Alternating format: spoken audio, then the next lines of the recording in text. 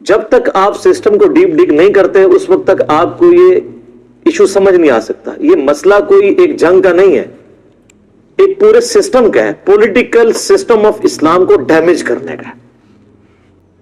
دریائے فرات کے کنارے حسین ابن علی 70 سے زیادہ اپنے ساتھیوں کے ساتھ مظلومانہ شہید کر دیے جائیں, نبی علیہ السلام کی اولاد, اور آپ کی وفات کو صرف 50 سال گزرے, اور وہ شخص جو جنتی نوجوانوں کا سردار ہے, جامعہ ترمذی میں حدیث ہے صحیح سند کے ساتھ, اور آپ کے یہ ٹاپک ڈسکس نہ ہو.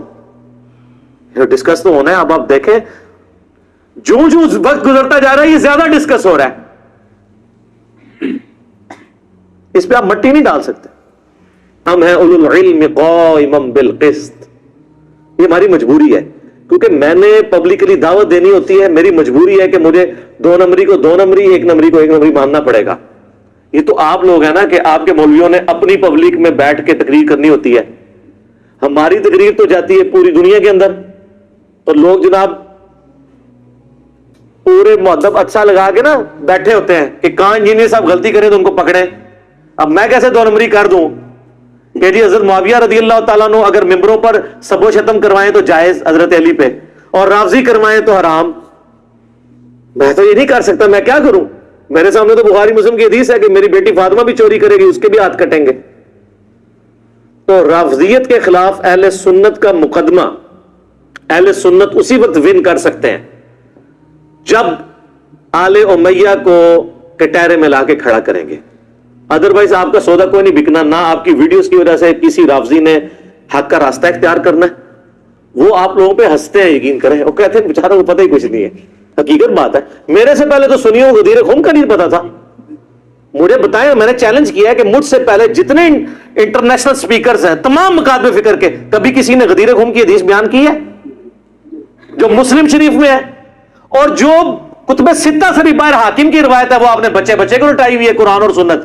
اور جو مسلم شریف میں 4 حدیثیں تھی قرآن اور اہل بیت, وہ تو اہل حدیثوں نے تحریف کر دی ہے. میں نے 3 کتابیں دکھائی ہیں کہ اہل حدیث نے حدیث میں تحریف کر کے اپنی کتابوں میں قرآن اور سنت لکھ دی ہے قرآن اور اہل بیت کی جگہ.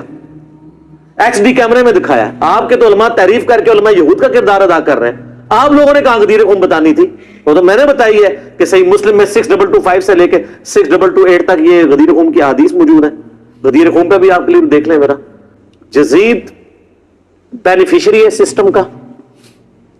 ان کو اگر اسلامک ہسٹری ذرا سی بھی پتا ہو, اہل سنت کی ساری تاریخ کی کتابیں اٹھا کے دیکھ لیں آپ. البدایہ والنہایہ جسے تاریخ ابن کثیر کہتے ہیں, تاریخ تبری اٹھا کے دیکھ لیں, تاریخ ابن خلدون اٹھا کے دیکھ لیں, ابن عساکر اٹھا کے دیکھ لیں, سب میں ڈیٹیلز موجود ہیں اور وہ فٹ ان بیٹھتی ہیں بخاری مسلم کی حدیث میں. وہ حدیث بھی اس میں نے لکھی ہوئی ہے کہ کوفے کا گورنر تھا نعمان ابن بشیر, صحابی رسول صلی اللہ علیہ وسلم.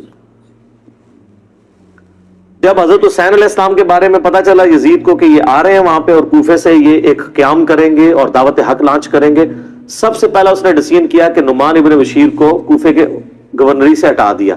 یہیں سے اس کی 2 نمبری شروع ہو گئی ہے. ٹھیک ہے, یہ کہتے ہیں پروف دیں. پروف آپ کو پتا ہے کیا ہے؟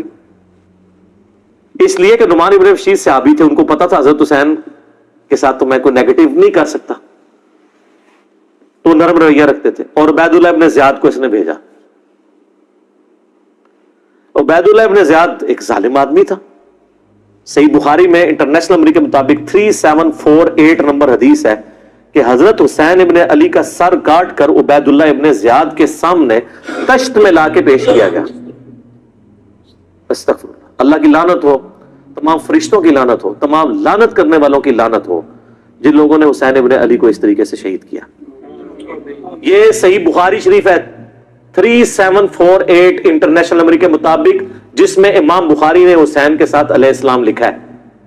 اور آپ لوگوں کے پیٹ میں آج تک درد ہو رہی ہے. دارالاسلام والوں نے تحریف کر کے علیہ السلام کاٹ دیا اس میں سے, لیکن سعودیہ کا جو مکتبۃ الشامل ہے اس میں موجود ہے, دارالکتب العلمیہ کا جو بیروت کا چھپا ہوا ہے اس میں موجود ہے, اور اہل حدیث کی جو سب سے بڑی سائٹ ہے حدیث کی کتابوں کی sunna.com اس میں موجود ہے, اسلام 360 میں موجود ہے, اور اس میں بھی عربی میں علیہ السلام ہے, اردو میں مولوی نے رضی اللہ تعالیٰ عنہ کیا ہوا ہے. تحریف, یہ ہے تحریف. تو سر جب آپ چوری کریں گے نا اتنی سی بھی تو اللہ نے ایک بلا آپ پہ چھوڑی ہوئی ہے. جو مولانا شریف کو بخاری شریف سے باہر نکال کے پھینکتی ہے اور لوگوں کو بتاتی ہے یہ بخاری شریف ہے اور یہ مولانا شریف ہے. حسین ابن علی کا سر کاٹ کے سامنے رکھا گیا, اس نے کچھ کلام کیا تو حضرت انس ابن مالک پاس کھڑے تھے, تڑپ اٹھے, انہوں نے کہا سب سے زیادہ رسول اللہ کے ہم شکل حسین ابن علی تھے. تو یہ ان لوگوں کا, اور یہ تھا گورنر کوفہ جو لگایا اس کام کے لیے گیا تھا. وہ کہتے ہیں یزید کو پتہ نہیں چلا, اس نے خود ڈسین کیا. اچھا جی مان لیا. تو جب یہ خود اس نے ڈسین کیا اس کے بعد یزید نے پھر یقیناً اس سے عبید اللہ ابن زیاد کو جیل میں ڈلوا دیا ہوگا, کیونکہ آپ تو ہمیں کہانی کراتے ہیں کہ دریائے فرات کے کنارے کتا بھی پیاسا مر جائے تو حکمران کی ذمہ داری ہے. تو یزید نے پھر حسین ابن علی نبی کا بچہ جب قتل ہوا اتنے وہ اپنے بچوں کے ساتھ رشتہ داروں کے ساتھ تو اس کو جیل میں ڈلوا دیا ہوگا. کوئی ضعیف روایت ہی لے آئے. اور اگلے دن میں ایک مولوی کو سن رہا تھا, وہ کہتا ہے آپ کو پتا ہے حسین سے لڑنے کے لیے جو آیا تھا وہ کون تھا؟ عمر ابن سعد ابن ابی وقاص. یہ اسی طریقے سے میں کہوں کہ وہ طوفان نوح کے اندر جو غرق ہو گیا, آپ کو پتا ہے کون تھا؟ وہ حضرت نوح کا بیٹا تھا.